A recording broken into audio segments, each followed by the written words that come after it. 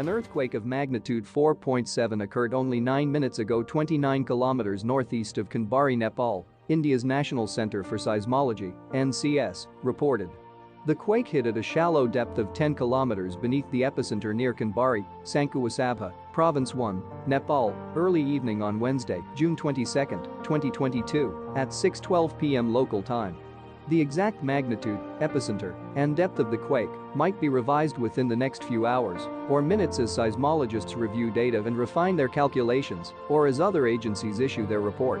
Please like, share and subscribe our YouTube channel for more update.